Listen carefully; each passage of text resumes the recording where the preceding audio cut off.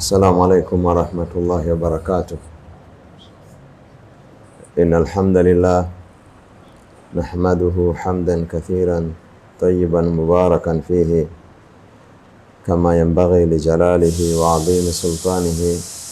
نشهد أن لا إله إلا الله وحده لا شريك له يحب ربنا الحق ويمقت الباطل. ونشهد أن سيدنا وحبيبنا محمدا رسول الله صلى الله عليه وعلى آله وصحابته الغر الميامين. أما بعد, ndugu zangu katika imani,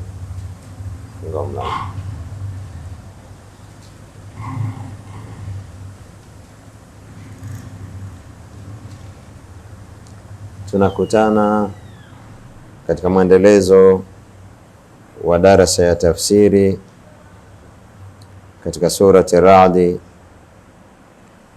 Tulikuwa tumeishia katika kauli yake Mwenyezi Mungu Jalla wa Ala katika aya nambari 16 ya surati Ra'd.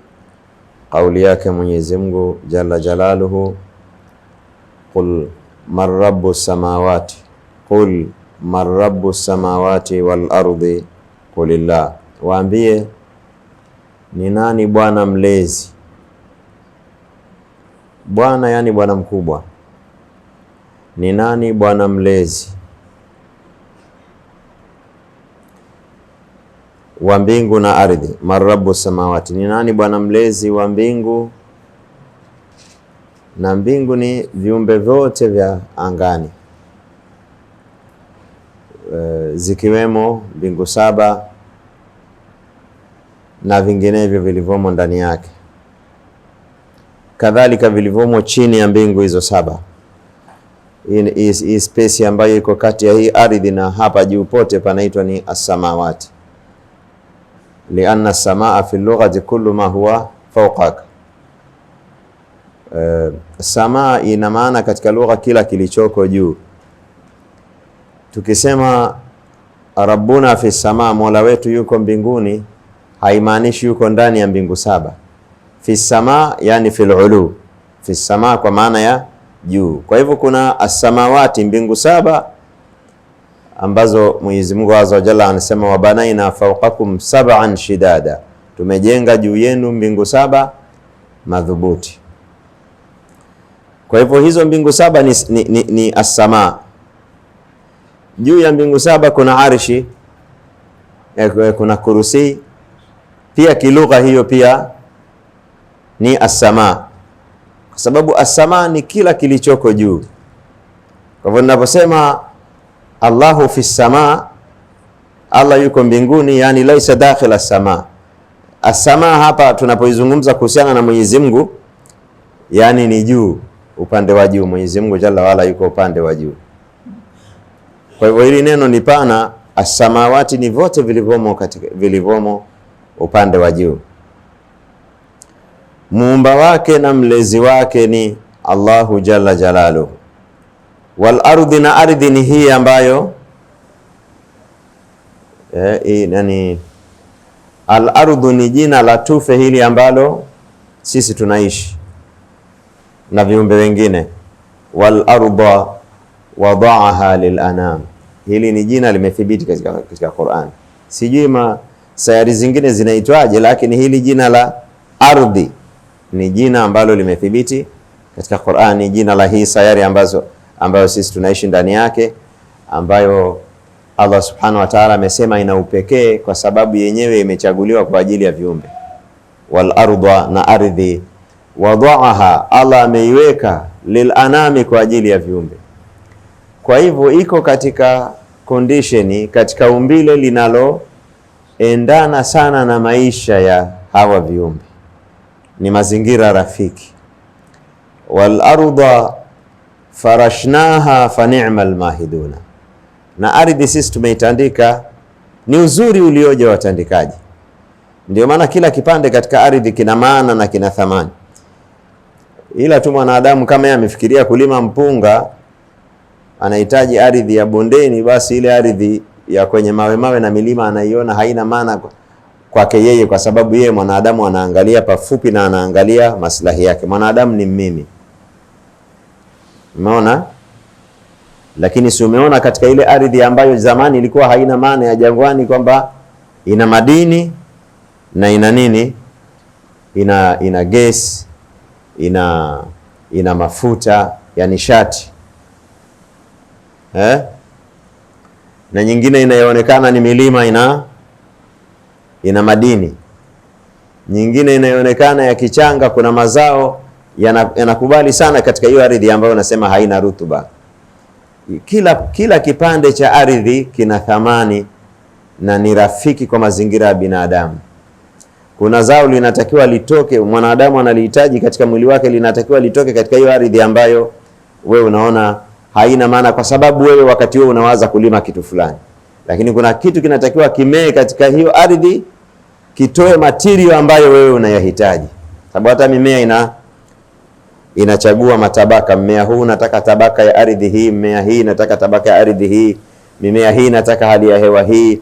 Kwa ujumla Mwenyezi Mungu Azza wa Jalla anasema ameiweka ardhi kuwa ni mazingira mazuri sana kwa ajili ya viumbe. Wal arda wada'aha lil anam, na akasema katika aya wal arda farashnaha fa ni'mal mahiduna. Labda mwanadamu kwa akili yake alikuwa anafikiria kwamba tungeweza kupata grade hii ardhi yote ingelisawazishwa kwa akili yake, lakini hiyo milima yake na mabonde yake na kubadili na kutofautiana tabia zake, hiyo ndio inakamilisha mahitajio yote ya viumbe wakiwemo wanadamu, au mahitajio ya wanadamu wakiwemo viumbe wengine, kwa sababu wanadamu ndio wenyewe wamekabidhiwa, Mwenyezi Mungu Azza wa Jalla amewapangisha hawa. Viumbe wengine ni kama wamedandia tu. Kama paka akiwa katika nyumba, yeye si mwenye nyumba, ila yumo tu kwa sababu ya uwepo wa binadamu. Hii ardhi ni kwa ajili ya wanadamu, na vile ambavyo viko kwa ajili ya wanadamu. Wal arda farashnaha fa ni'mal mahidun. Kwa Mwenyezi Mungu Azza wa Jalla anawatajia wanadamu kwamba yeye ni Bwana wa mbingu na ardhi. Kwa hivyo hapa amewatajia kwamba yeye ni Bwana wa mazingira yao, na mwanadamu hii ardhi inahusiana na maisha ya mwanadamu, kadhalika mbingu zina mahusiano na maisha ya binadamu. Ukiwauliza wanasayansi watakwambia, kwa sababu tu ya mwenendo wa mwezi kunabadilika harakati za uvuvi baharini, alaisa kadhalika. Kwa hivyo hii anga ambayo Mwenyezi Mungu Azza wa Jalla anatutajia mara kwa mara ni kwa sababu ina mahusiano na sisi kimaisha, kisayansi, lakini pia mahusiano ya sisi na anga ni kwa kuwa hiyo anga ni katika alama zinazotupelekea sisi tujue kudura ya Mwenyezi Mungu Azza wa Jalla na nini, na ilmu yake, uwezo wake na ilmu yake. Na ndio maana akasema kwamba mbingu ameinyenyua bila ya nini, bighairi amadin tarawnaha. Kwa Mwenyezi Mungu Azza wa Jalla kujitambulisha kwake ni kwa kutaja yale matendo yake na kwa kutaja viumbe wake. Qul man rabbu samawati wal ardi, ni nani, waambie ni nani Bwana wa mbingu na ardhi. Qulillah, waambie ni Allah. Mazungumzo haya yako katika muktadha gani? Yako katika muktadha wa kwamba wanadamu wamejifanyia wamewafanya baadhi ya viumbe kuwa ni miungu. Ndio akawaambia waangalie renki au wasifu wa Mwenyezi Mungu Jalla wa daraja yake na manzila yake, alafu walinganishe. Manzila ya Mwenyezi Mungu Azza wa Jalla ni Rabbu samawati wal ardi, ni Rabbu wa mbingu na ardhi. Tena akataja wasifu ambao viumbe hawana wasifu huo, wala hawadai kuwa wana wasifu, kwa sababu anaweza kuwa mtu hana kitu lakini anadai anacho, sio?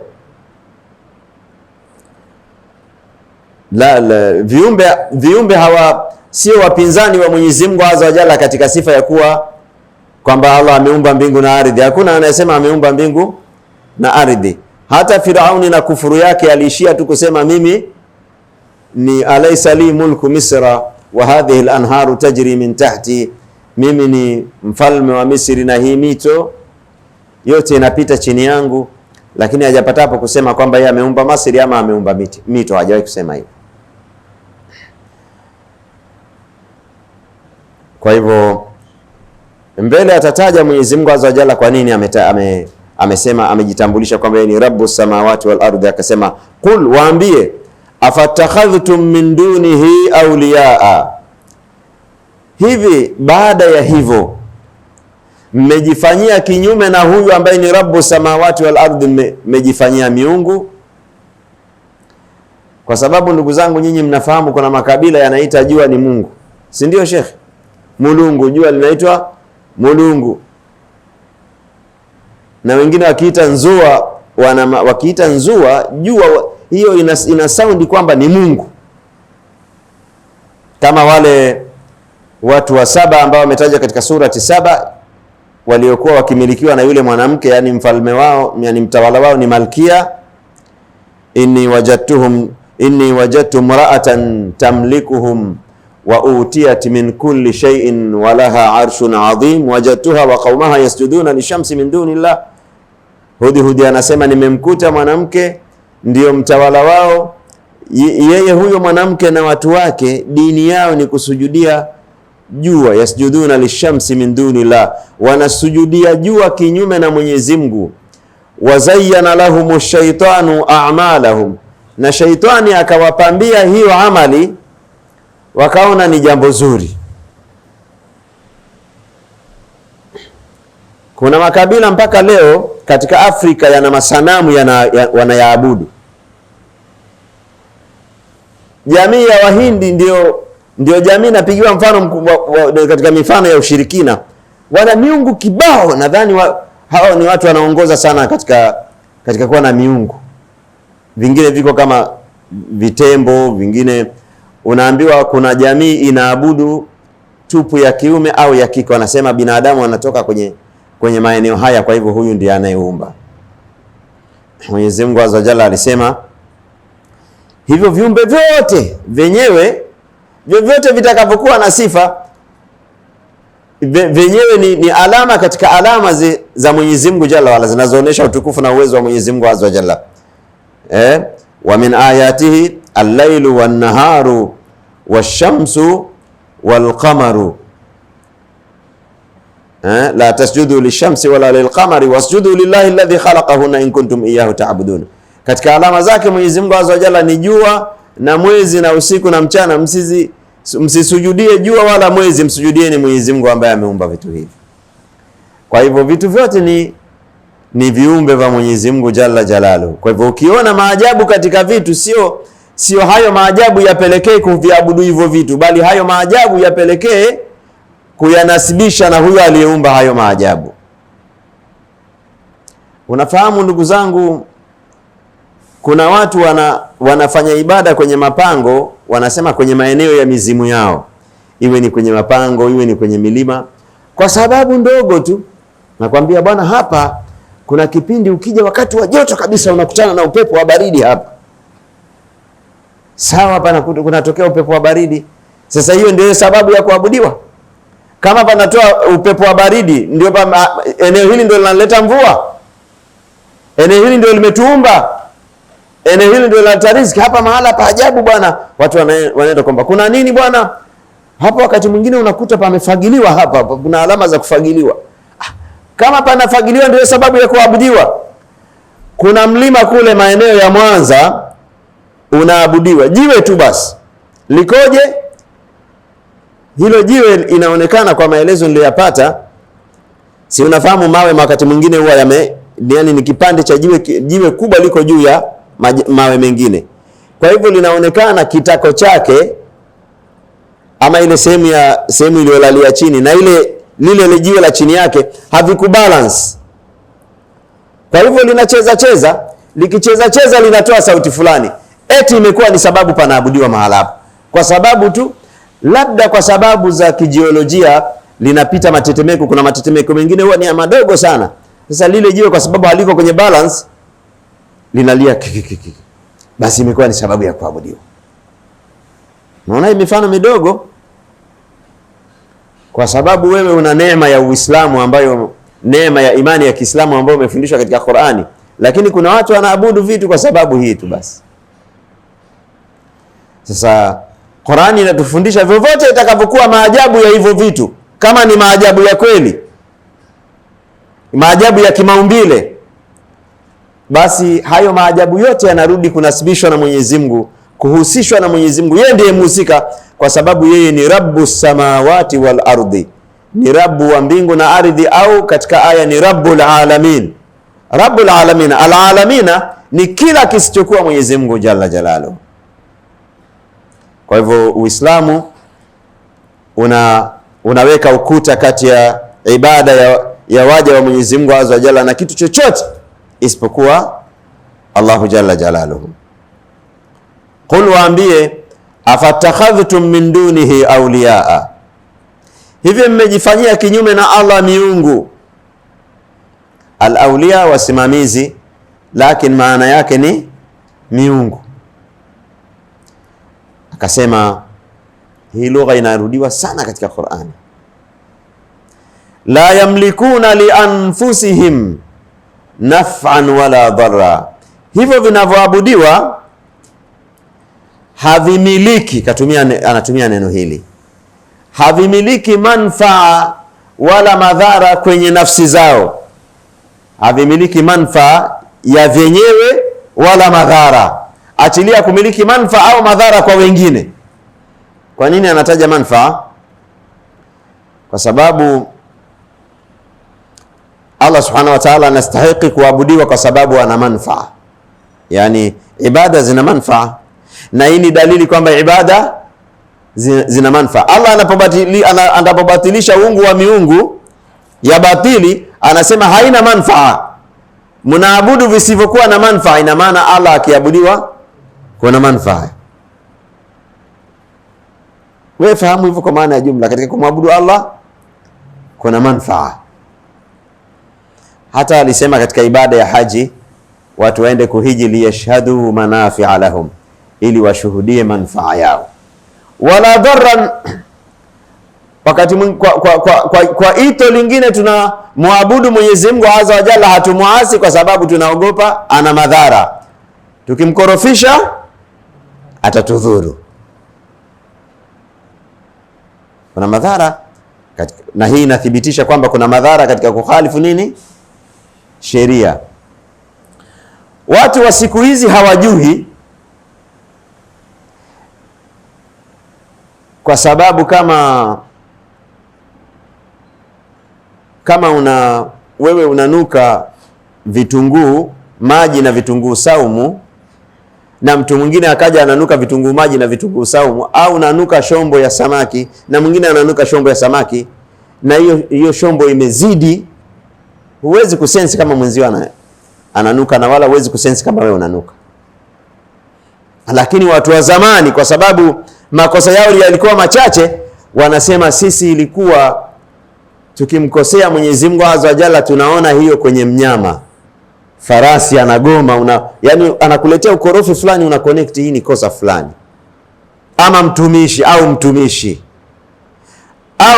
mke mwenza katika ndoa, kuna matatizo unakutana nayo na connect. Sio kwamba hiyo imemalizika, ipo, ila sisi uelewa wetu na makosa yetu yamekuwa ni mengi, kwa hivyo hatuwezi kufanya nini?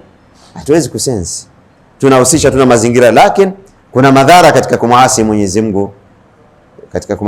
Mungu, jalla wa ala. Wanaabudu vitu ambao wayabuduna min duni llahi ma la yadhurruhum wala yanfa'uhum. Katika aya nyingi Allah anatumia neno kumiliki madhara. Unafahamu maana kumiliki madhara?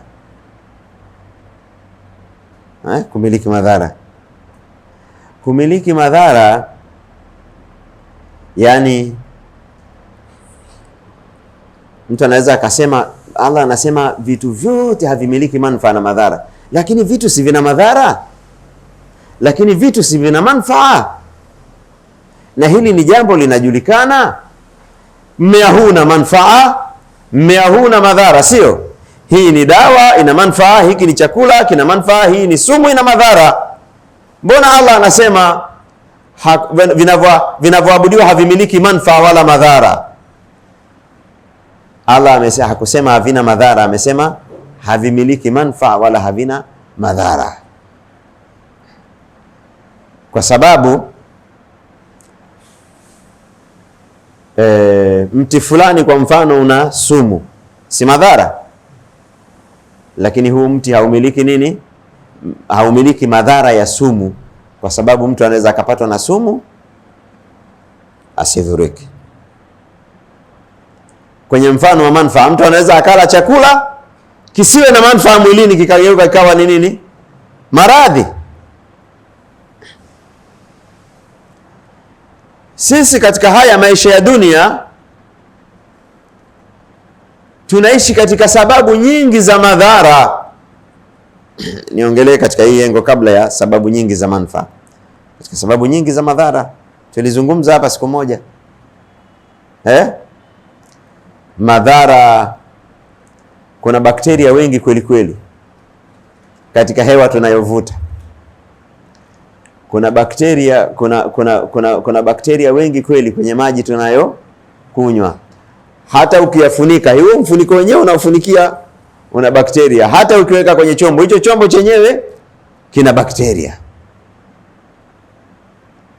Tunaishi katika riski kubwa sana. Ongeza kuna binadamu kazi yao ni kutengeneza madhara tu. Hawajui na wao kwamba wanaishi katika dunia hii, wanatengeneza magonjwa, wanatengeneza madhara, wana mipango ya kuharibu homoni za watu, wana mambo mengi tumewekewa kwenye vyakula, kwenye madawa, kwenye nini, madhara mengi sana.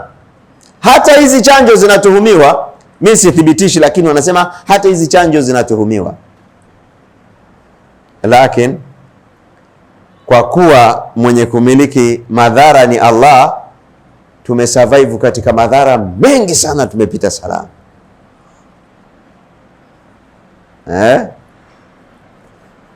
Aya ile inasemaje? Kwa sababu ukisikiliza watu wanaojua mambo ya ndani wakifichua vile ambavyo mamlaka za ufisadi zinafanya sayansi ya kueneza ufisadi, utaogopa maisha haya. Lakini kwa nini tumesurvive mpaka leo? Walaula daf'u Allahi an-nasa ba'dahum bi ba'din la fasadatil ardu walakin Allah dhu fadlin 'ala al-alamin. Lau kama si Mwenyezi Mungu kuzuia madhara ya watu fulani wasiwapate madhara wenzi wao, lau si kama Allah, sio sayansi wala sio kinga tunazotumia, wala sio tawala zetu kwamba zinatulinda, wala sio kwa TBS. Lau kama si Allah anazuia madhara ya watu fulani au viumbe fulani kwa kutumia watu wengine au viumbe wengine, la fasadatil ardu, ardhi yote ingeliharibika. Walakin Allah dhu fadlin ala alalamin, lakini Allah ni mwenye fadhila na ihsani kwa viumbe. Kwa hivyo ndugu zangu, yani mfano mzuri wa hii sentensi inayosema havimiliki manfaa wala madhara. Allah anamiliki chakula na anamiliki manufaa yake. Yani ukishakula unaweza ukanufaika na chakula ama usinufaike, kwa sababu anayemiliki manufaa ya chakula nani? Ni Allah. Ukipata na sumu au ukagusana na kinachoambukiza maradhi, unaweza ukaambukizwa ama usiambukizwe, kwa sababu anayemiliki manufaa na madhara ni nani? Ni Allah. Na mara moja mwanamke mmoja katika wanawake wa Kiyahudi alimtilia sumu Mtume sallallahu alaihi wasallam katika shaa. Aliambiwa Mtume sallallahu alaihi wasallam anapenda ile nyama ya jembe ya bega la mbuzi, akamtilia sumu, akala Mtume sallallahu alaihi wasallam, na Mola wake akamwacha akala. Alikuwa anaweza kumtanabahisha, Allah alitaka somo lipite. Akala Mtume sallallahu alaihi wasallam, baadaye ikajulikana, Mtume akamwita yule mwanamke akamwambia, kwa nini umefanya hivi? Akasema, nilisema kwenye nafsi yangu kama ni mtume wa Mungu hatodhurika, kwa sababu Allah mwenye kumiliki hii ni sheria na sheresha mimi sasa, kwa sababu Allah mwenye kumiliki madhara atamlinda mtume wake. na kama si mtume wa Mungu atadhurika na hii sumu. Akifa itakuwa tumepumzika na mtu mwenye uongo, madai ya utume wa uongo. Ile sumu haikuweza kumuua Mtume sallallahu alaihi wasallam, ilibakia mpaka madhara yake yalikuja kuonekana mwishoni mwa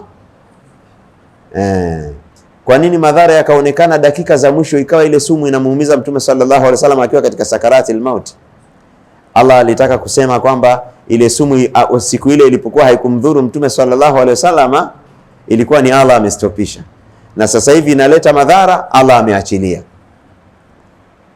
kwa sababu sumu mwanzoni ilikuwa ina nguvu zaidi kuliko baadaye, sio?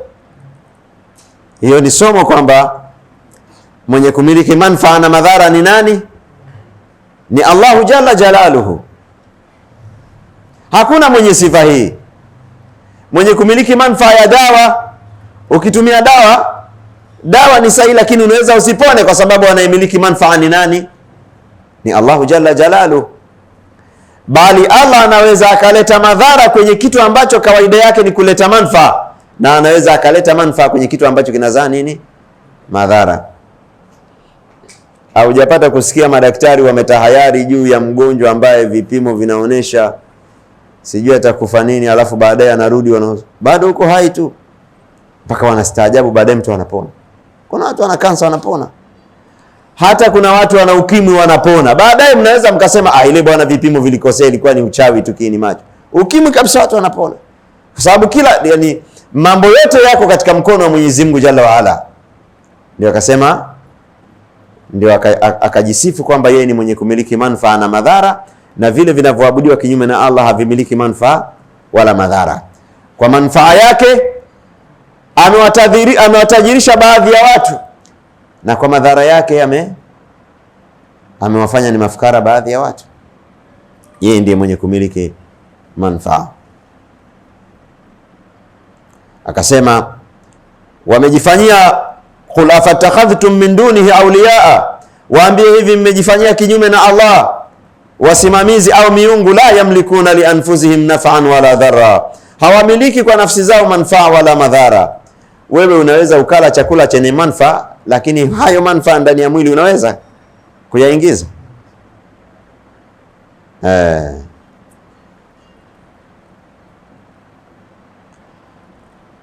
Qul hal yastawi al-a'ma wal-basir. Hili jambo la kuelewa hii nukta ya kwamba anayemiliki manfaa na madhara ni Allah. Wanaojua wana macho, wanaojua hao watu wana macho, na wasiojua ni vipofu. Ndio maana mbele akasemaje? Qul hal yastawi al-a'ma wal-basir, je, wanakuwa sawa wanaoona na wasioona? Mu'min alipojua kwamba manfaa na madhara yako katika milki ya Allah, akajipendekeza kwa Allah. Yani ikawa muundombinu wake mkubwa wa kupata manfaa ni kujipendekeza kwa yule anayemiliki manfaa, na miundombinu yake mikubwa ya kutafuta kuepuka madhara ni kujipendekeza na yule mwenye madhara ili asimdhuru. Watu wengine wasiojua hili wakashughulika zaidi na sayansi, wanadhani sayansi inamiliki manfaa na madhara. La, anayemiliki manfaa na madhara ni nani? Ni Allah. Kwa hivyo waumini wana macho na wengine ni vipofu kwenye hii engo, kwenye hii engo. Ikiwa imetokea mtu akapatwa na sumu halafu ikawa hakudhurika, mwanasayansi asiyejua, asiye na macho atastaajabu sana, ataumia kichwa sana. Lakini muumini anajua Allah hakutaka, kwa sababu kila kitu kinakwenda kwa mashia ya Mwenyezi Mungu Jalla Jalaluhu. Qul hal yastawi al-a'ma wal basir, waambie, je, wanakuwa sawa wanaona na wale wasioona? Am hal tastawi dhulumatu wan nur, ama mfano mwingine, am intiqalu min hadha al-mathal ila mathalin akhar, Je, au kwa mfano mwingine, je, giza ambayo ni mazingira ya ambayo hayasapoti kuona, na mazingira ya nuru ambayo yanasapoti kuona. Nuru sio macho na giza sio upofu, lakini giza inazuia kuona na nuru inasaidia kuona. Je, nuru na giza vinafanana? Je, kuona na kutokuona vinafanana?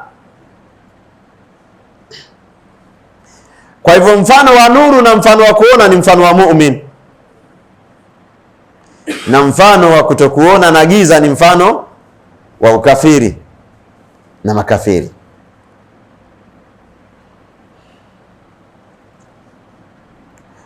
Kwa maana hii, kwa mtu mwelewa, haiwezi kuwa anatafuta yani anaitwa na Mwenyezi Mungu Azza wa Jalla aende msikitini asubuhi, yeye anakimbilia dukani.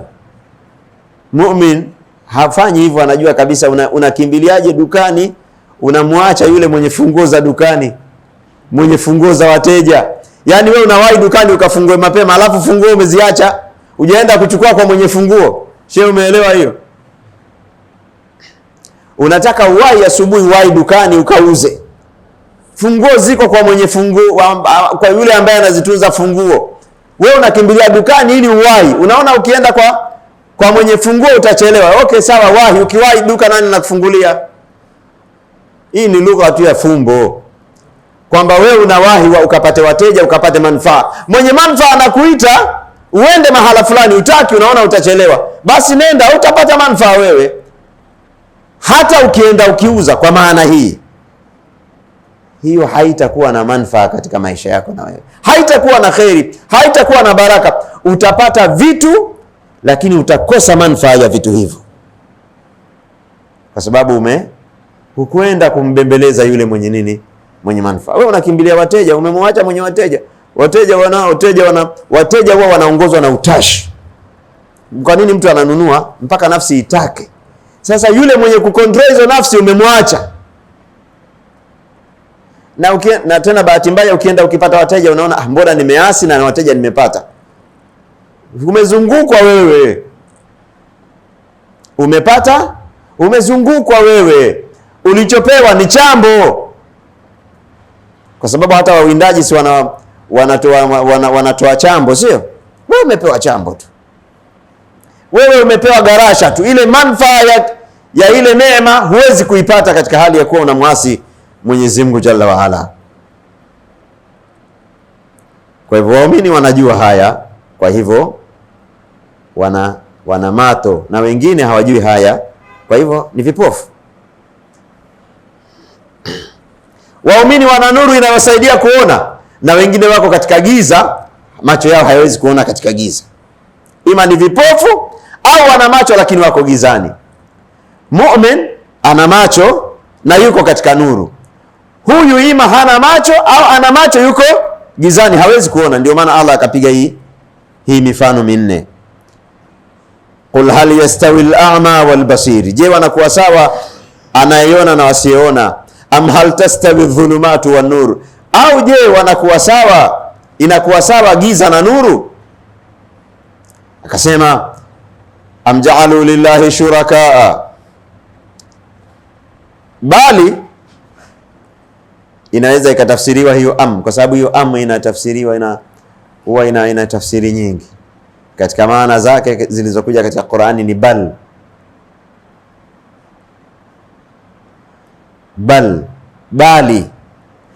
huwa ina maana ya lakini pamoja na hayo kwamba Allah ndiye mwenye kumiliki manufaa na madhara,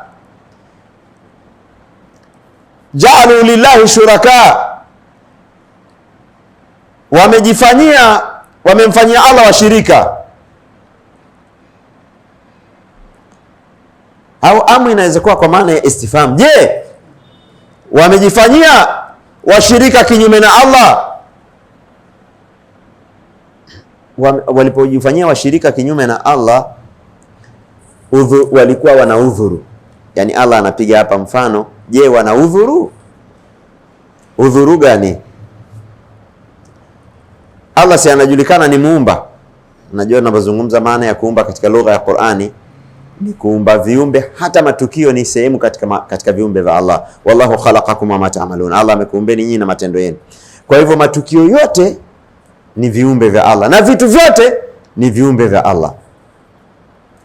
Hivi amja'alu lillahi shuraka, hivi wamemjalia Mwenyezi Mungu ana washirika,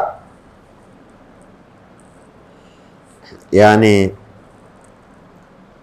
kwenye yale mambo ambayo amepekeka. Kwa mfano ule ambao tumeutaja hivi punde kwamba yeye ndio mwenye kumiliki na manufaa na madhara peke yake, tukakuta hiyo sifa hanayo isipokuwa nani? Allah.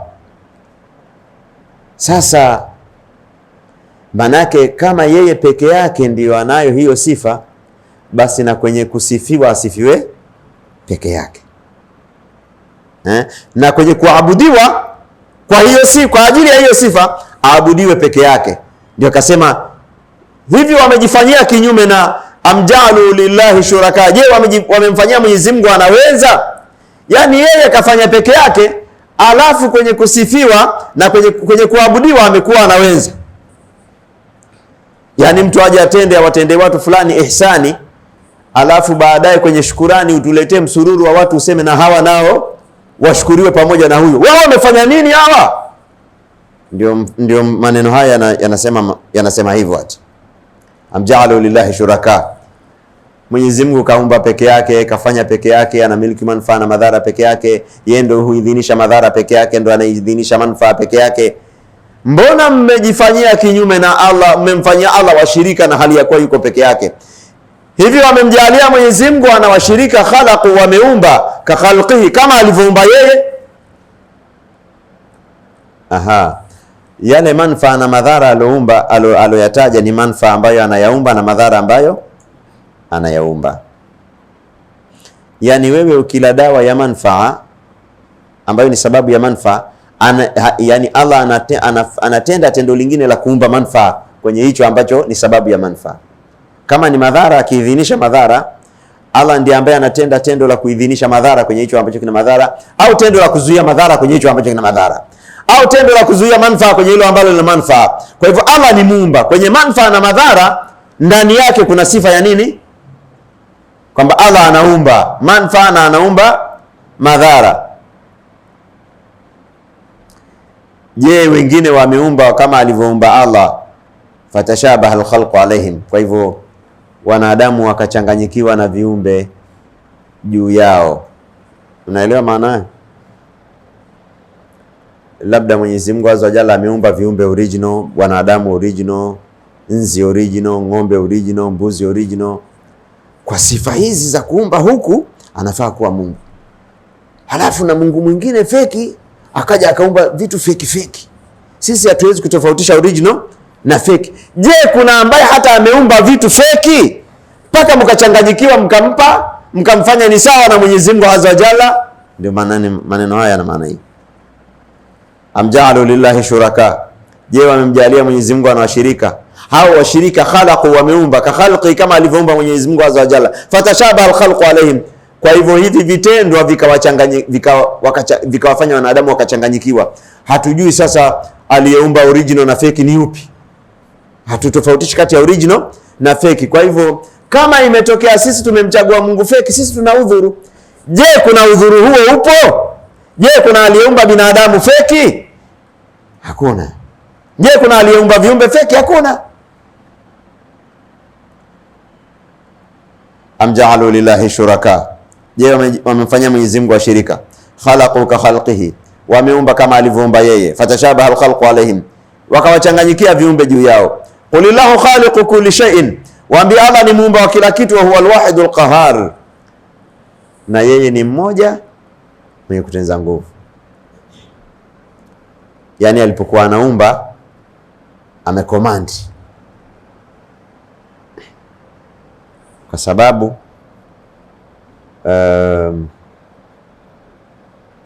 mwanadamu anaweza kuwa anafanya jambo ili apate matokeo haya na akafata kanuni za kufata matokeo hayo, alafu kikatoka kitu tofauti na hizo calculation zake. Pengine sio amekosea kisayansi, amepatia, lakini manufaa na madhara anaidhinisha ni nani? Allah. Alikuwa anatengeneza jambo zuri likatoka baya, alikuwa anatengeneza baya likatoka zuri. Ama Mwenyezi Mungu hapana, anakomandi chenye manufaa kilete manufaa au kilete madhara, na anakomandi chenye manufaa chenye madhara kilete madhara au kilete manufaa. Yani Allah anaweza akafanya vice versa, madhara yakaleta manufaa na manufaa yakaleta madhara. Ndio maana akasema qulillahu khaliqu kulli shay'in, waambie Mwenyezi Mungu ni muumba wa kila kitu, wa huwa alwahidul qahhar, na yeye ni mmoja mwenye kutenza nguvu. Kwa mfano wanasayansi wanaweza wakasema huyu mwanamke mjamzito tunataka azae katoto ka bright sana, tutampa lishe kadha na kadha katika zile zinazoboresha uwezo wa ubongo, alafu kakatoka katoto kajinga sana. Allah epusha watoto wetu na hili. Na mama mwingine wa kijijini anaweza kuwa anakula ugali tu na maharage na mlenda, chakula hicho wanga kwenye mambo ya brain hauna chochote, alafu Allah akatoa katoto kako bright sana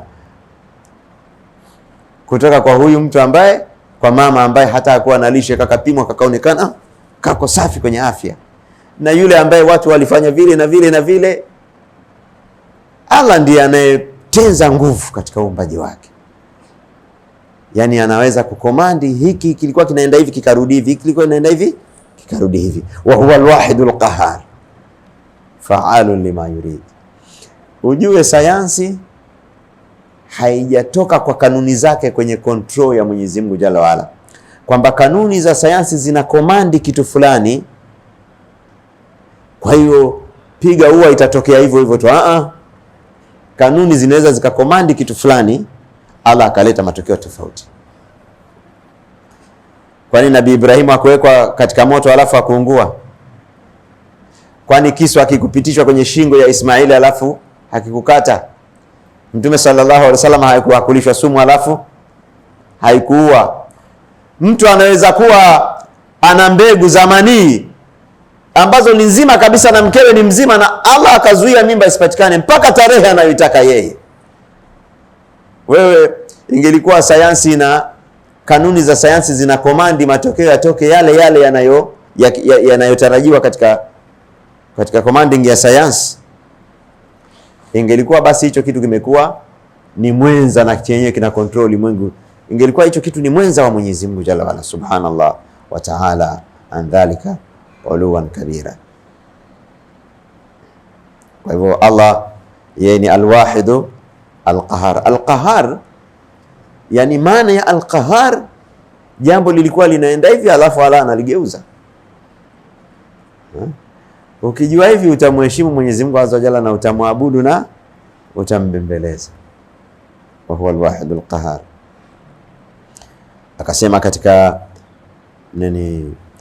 matendo yake ya kimungu ambayo yana justify kuabudiwa Mwenyezi Mungu Azza wa Jalla, akasema anzala minas samai maa, Allah ameteremsha kutoka mawinguni maji. Fasalat audiyatun biqadariha. Audiyatun ni jamu wadi. Wadi ni bonde, ni eneo lililoko kati ya miinuko miwili, miinuko ya kawaida au mlima na mlima, hapa katikati panaitwa wadi. Anzala minas samai maa, Allah ameteremsha kutoka mawinguni maji. Fasalat audiyatun biqadariha, mabonde yakatiririka maji kwa kiasi cha mabonde hayo.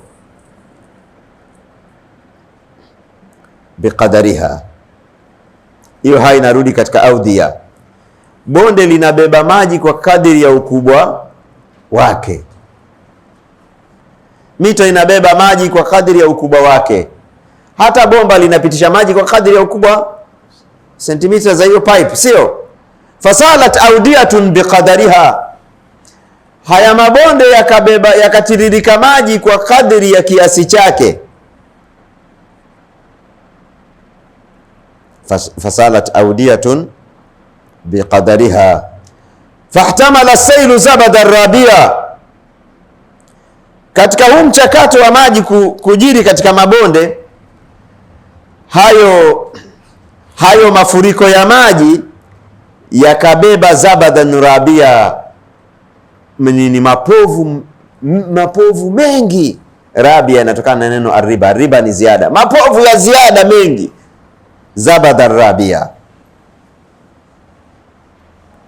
fahtamala sailu zabadan rabia. Na hii ni tafsiri kwamba hayo mabonde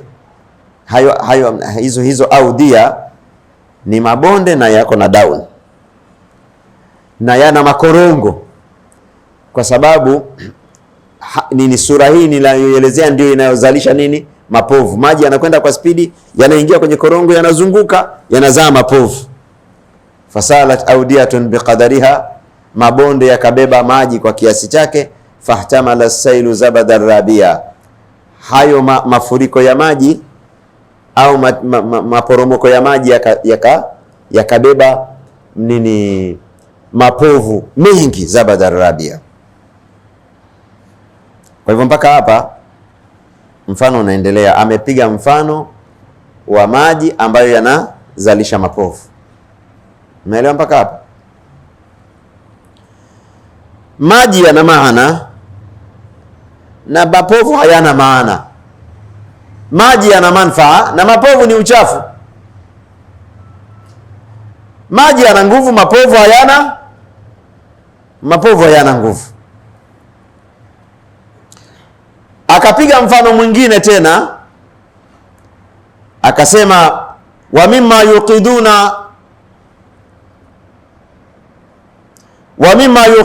alayhi fi nari, na katika vile ambavyo wanavichoma kwenye moto. Piga mfano wa maji na mapovu yake ambayo ni uchafu wake. Hiki kina manufaa, hiki hakina manufaa.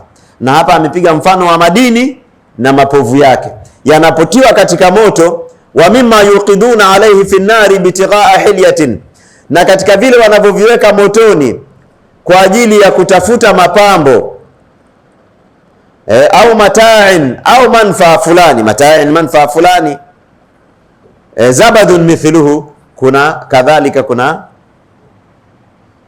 mapovu mfano wake, mfano wa mapovu yale ya kwenye maji. Japokuwa ya mapovu yanatofautiana, lakini yote mapovu na yote ni uchafu. Zabadun mithluhu. Akasema kadhalika yadribu Allahu alhaqa bilbatil, hivi ndivyo ambavyo Allah anapiga mfano kati ya haki na nini? Na batili. Yani hata ukiona batili inakuja na mkwala na nini na ni kubwa kama ukubwa wa mapovu, manake mapovu yanaweza akapanda mpaka juu, sio? Lakini ukipeleka mkono hivi si hamna kitu. Haki ni madini, haki ni mai yani maji. Sababu amepiga mfano wa maji na povu, akapiga mfano wa madini na povu, sio? Haki ni madini na maji, na batili ni povu hili na povu hili. Kadhalika yadribu Allahu alhaqa, kadhalika yadribu Allahu alhaqa wal batil. Hivi ndivyo ambavyo Mwenyezi Mungu Azza wa Jalla anapiga mfano wa haki na batili. Sio mfano wa haki na batili katika da'wa tu. Hapa nataka tuelewe kwa maana nyingine. Sio mfano wa haki na batili. Manake kwenye mfano wa haki tumejifunza nini? Kwamba haki inabakia na inadumu, ambayo ni maji. Povu linaondoka chapchap.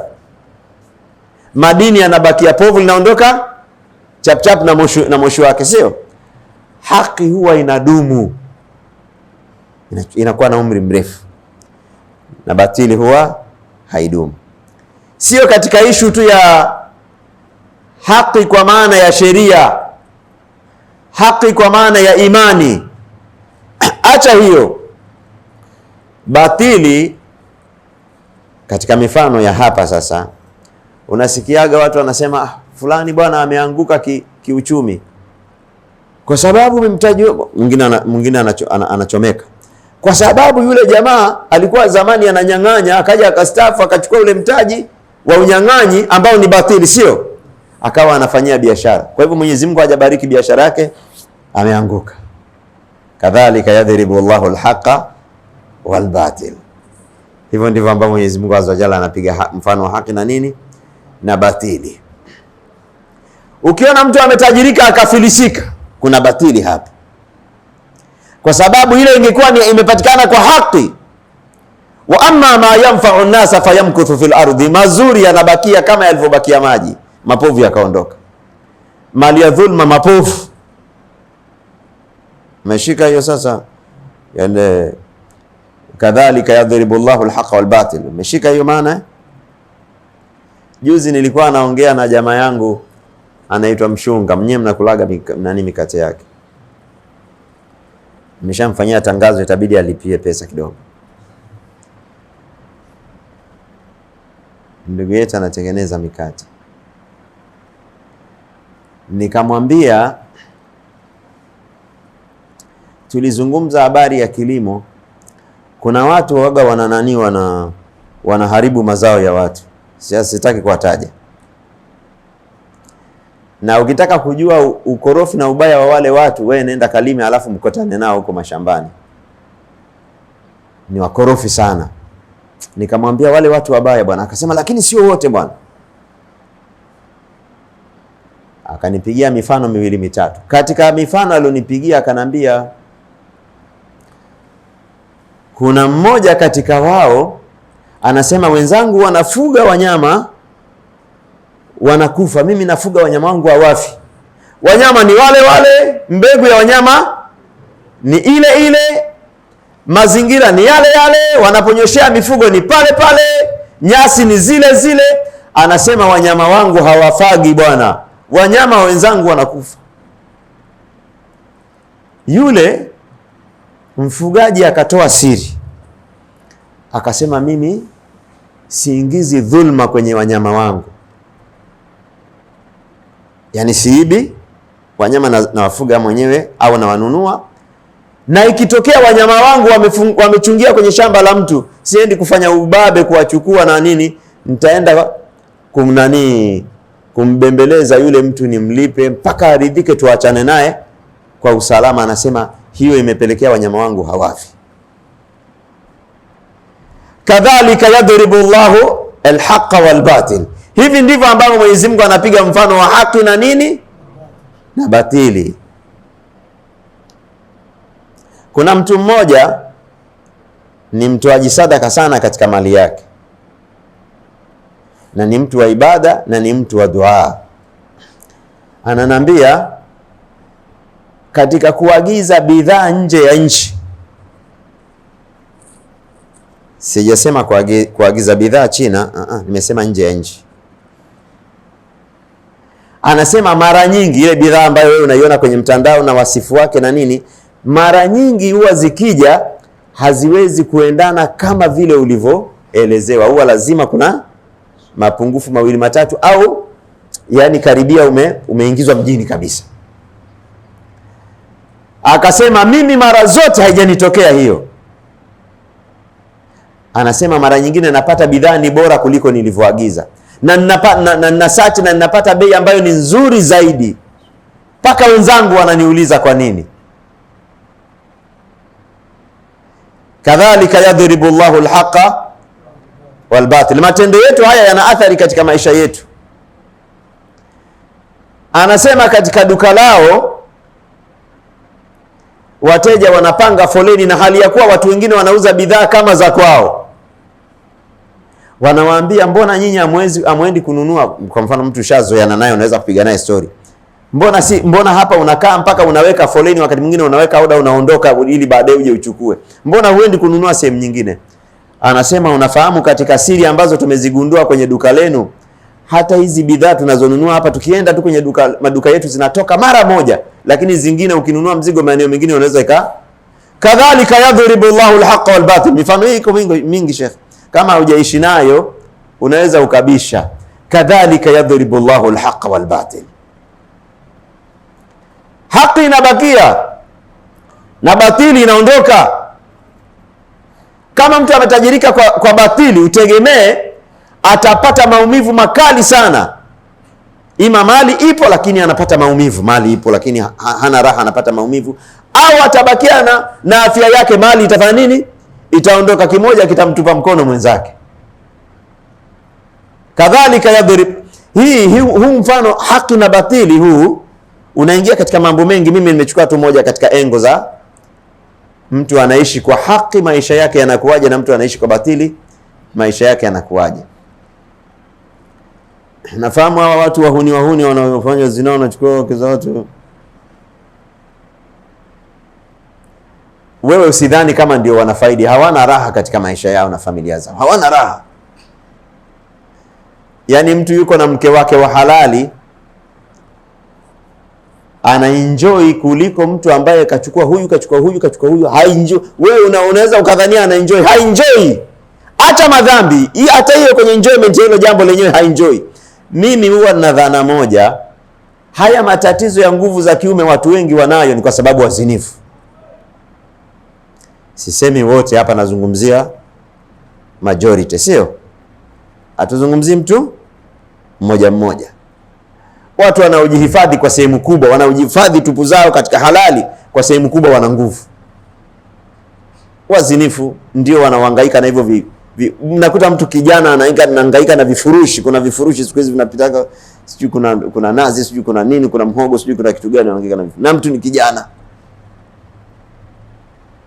Kadhalika yadhribu Allahu al-haqa wal batil. Turudie aya. Anzala minas samai maa, ameteremsha kutoka mbinguni maji. Fasalat audiyatun, yakatiririka mabonde. Biqadariha, yakatiririka maji kwa kiasi cha upana wa bonde lenyewe. Fahtamala as-sailu zabada rabia, hayo yanayotiririka maji, as-sail, hayo maporomoko yakabeba moshi mapovu mengi. Wa mimma, yani Allah subhanahu wa ta'ala akaweka koma hapo, akaunganisha na mfano mwingine. Yani mfano huu una mfano mwingine unafanana na huu. Wa mimma yuqiduna alayhi fi an-nar, na katika vile ambavyo wanavichoma ni katika moto. Ibtighaa hilyatin, kwa ajili ya kutoa mapambo kwenye madini, au matain, au kutoa manufaa mengine. Zabadu mithluhu, huwa kuna povu kadhalika. Katika hiyo process huwa kunazaliwa mapovu. Akasema kadhalika yadribu Allahu al-haqqa wal batil, hivyo ndivyo ambavyo Mwenyezi Mungu azza jalla anapiga mfano wa haki na batili. Kisha akafumbua fumbo Mwenyezi Mungu azza jalla akasema, fa amma azabadu fayadhhabu jufaa, povu huwa linaondoka katika hali ya kukauka chap chap. Wa amma ma yanfa'u an-nasa fayamkuthu fil ardi, ama yenye manufaa ambayo ni maji na madini huwa vinabakia. Kuondoka kwa mapovu ndio kuondoka kwa kitu cha batili, kinaondoka hakidumu. Na mfano wa kubakia maji na madini ndio mfano wa kubakia haki dhidi ya batili. Wa amma ma yanfa'u an-nasa fayamkuthu fil ardi, chenye manufaa na watu huwa kinabakia katika ardhi. Kama mali, mtu ana mali na madhara na watu, inaisha itaisha. Kama mtu ana madaraka taisha shehe. Ama mtu kama ana mali yake anaitoa, watu wananufaika nayo. Na matajiri wengine wanajua hiyo siri. Utakuta ni watoaji kweli kweli, yani kwenye jambo anajua, anafanya biashara, anatoa kidogo anapata kingi. Wakati mwingine mtu anatoa sadaka, anaona kabisa kinachoingia. Akisimama kutoa sadaka, anaona vinavyoingia vimesimama, ana connect. Kuna bwana mmoja mfanya biashara pale Kariakoo, wakati ule nasoma mimi, alikuwa anakuja haji kila mwaka. Anakuja yeye na mke wake, yeye anakuja mara hii na kuna mke huyu, mara nyingine anakuja na mke mwingine. Ni mfanya biashara, wakati ule alikuwa ni mfanya biashara mdogo, huenda sasa hivi ni mfanya biashara mkubwa. Tokea wakati ule, na nilimkuta anahijigi tokea wakati ule mpaka leo, na anaendelea, hajawahi kuacha kuhiji hata mara moja, kwa sababu ameshaona siri na manufaa yake. Kwa hivyo kuna watu katika sadaka huwezi kumwambia, kwa sababu anaona nini? Sadaka inakinga mali, inakuepusha na mabalaa, inaepusha na ubakhili. Na ubakhili au kupata mali kwa njia za batili na mushkili sana. Kwa hivyo Allah subhanahu wa ta'ala akasema fa amma ma yanfa'u an-nasa fayamkuthu fil ardi, ama vile venye manufaa na watu vinabakia katika ardhi. Akarudia tena kadhalika yadhribu Allahu al-amthal, hivyo ndivyo ambavyo Mwenyezi Mungu azza jalla anapiga mifano katika kufafanua masala.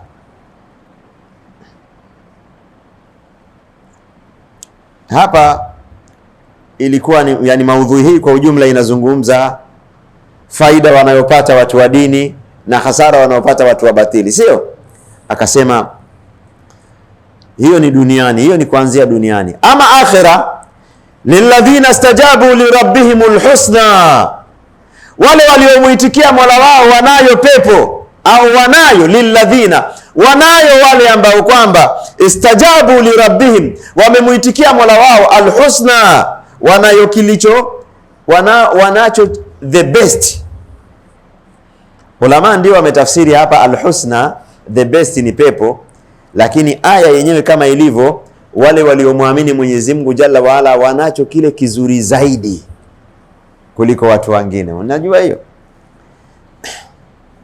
Iwe ni duniani au akhera. Ndio mimi ninaamini hivi kwa mujibu wa aya hizi na zingine nyingi, kwamba enjoyment ya anayoihisi mu'min katika chakula, kwenye mahusiano yake na mke wake, kwenye mali yake na kwenye vingine, huyu ana raha kuliko huyu, raha ya nafsi. Kwenye material kwa nje unaweza kuta wote, huyu ana hiki na huyu ana hiki, huyu ana hiki na huyu ana hiki, wote sawa sawa, lakini kwenye enjoyment wanatofautiana, kwa sababu Mwenyezi Mungu Azza wa Jalla anasema lilladhina ahsanu lilladhina istajabu lirabbihimul husna, wale waliomwitikia Mola wao wanacho kizuri zaidi. Inna hadha alqur'ana yahdi lillati hi aqwam, Qur'ani hii inaongoza kwenye lile ambalo ni zuri zaidi. Am naj'alu alladhina amanu wa amilu salihati kalmufsidina fil ardi am naj'alu almuttaqina kalfujjar. Allah anasema hivi, mnadhani nitafanya ni sawa sawa wale walioniamini na wale wanaofanya ufisadi niwafanye ni sawa? Hawatakuwa sawa. Katika aya nyingine akasema sawa mahyahum wa mamatuhum sawa ma yahkumuna, mnadhani wanaishi sawa sawa? Ndio wanakula na hawa wanakula, lakini unadhani enjoyment ya chakula kwa huyu na huyu ni sawa sawa? Matokeo ya hicho chakula katika mwili wanaomwamini na wasiomwamini sawa sawa? Sawa ma yahkumun. Allah akasema kama mnadhani hivyo, hiyo ni hukumu mbaya hiyo. Yani kama ni hivyo, Allah atakuwa amefanya vibaya, kwa sababu watawafanyaje sawa waliomuitikia na wale ambao hawakumuitikia? Lilladhina istajabu lirabbihimul husna, wale waliomuitikia Mola wao wanalo lile ambalo ni zuri zaidi. Katika vilivyo vizuri zaidi kwa akhera ni pepo, kwa hapa duniani mazuri ya duniani. Lilladhina istajabu lirabbihimul husna walladhina lam yastajibu lahu, na wale ambao hawajamuitikia Mwenyezi Mungu Jalla wa Ala, law anna lahum ma fil ardi jami'an. Kiyama sasa, lau kama watakuwa wana kila kitu. Hakuna mtu ana kila kitu katika vilivyomo ardhini, lakini mfano tu hewa.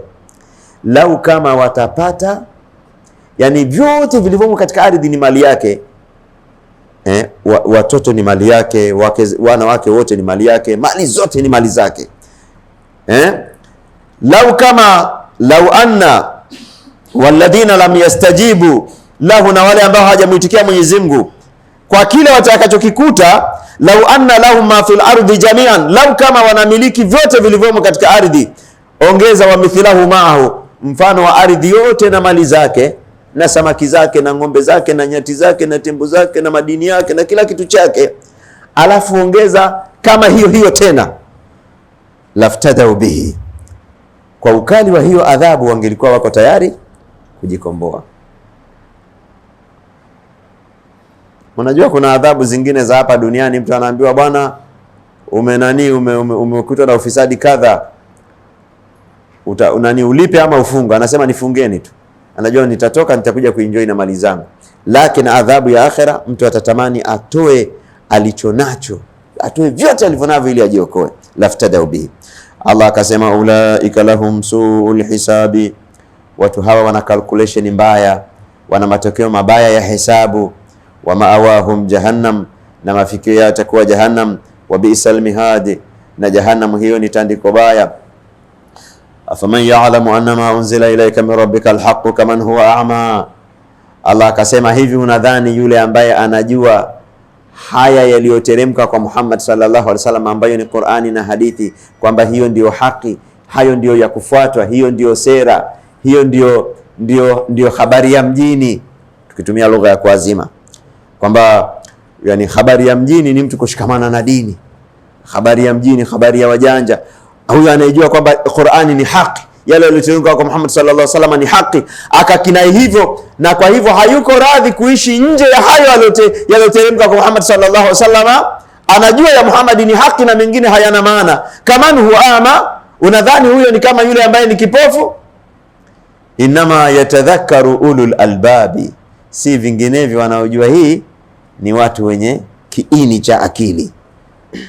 Alubu ni kiini, kama ni kwenye punje, lubu ni ile inayotaga ile, ukiitoa ndio punje yote. Tena kwenye mwili wa binadamu kuna lubu. Hiyo lubu sio hii akili ya kawaida, ni akili iliyoweza kuelewa imani kwamba ni haki, kwamba Uislamu ni haki, Muhammad sallallahu alaihi wasallam ni haki, tauhidi ni haki. Hawa walioelewa hivyo ndio watu wenye kiini cha akili.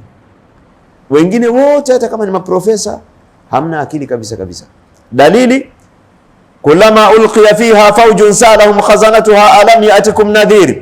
Kila watu wakiingizwa motoni kutakuwa kuna kikosi cha malaika kinawauliza, jamani, mnaletwa humu mmefanya mambo kadha na kadha na kadha, hamkuonywa kwamba msifanye 1 2 3, mkifanya haya mtakwenda motoni, na moto hakuna mtu anapenda kuingia, hamkuonywa? Qalu bala qad ja'ana nadhirun fakadhabna. Hapana bwana, tulijiwa na waonyaji tukakadhibisha. Wa qulna, tukasema ma nazzalallahu min shay'in, haya si mambo ya Mungu, mambo yao tu hawa bwana, maana Mungu hajateremsha kitu chochote.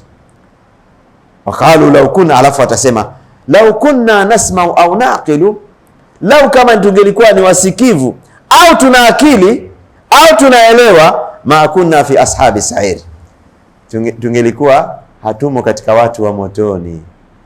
Aha, kwa hivyo kila aliyeelewa, aelewe yote atakayoelewa duniani, lakini asielewe yale ya kumzuia kwenda motoni, ya kuyafanya ili asiende motoni, huyo mtu hajawa muelewa. Na ndio maana hawa walioyaelewa hayo, hata kama ni malaimani kwa lugha yenu ya duniani, darasa la pili B nursery school, hao wote ni wa ulaika hum ulul albab. Watu hawa ndio ambao wana akili. Tunamwomba Mwenyezi Mungu Jalla wa Ala tujalie ni kufuata maneno, ni kusikiliza maneno na kufuata yale mazuri yake. Wa sallallahu wasallam wa baraka ala nabiyina Muhammadin wa ala alihi wa sahbihi ajma'in, walhamdulillahi rabbil alamin.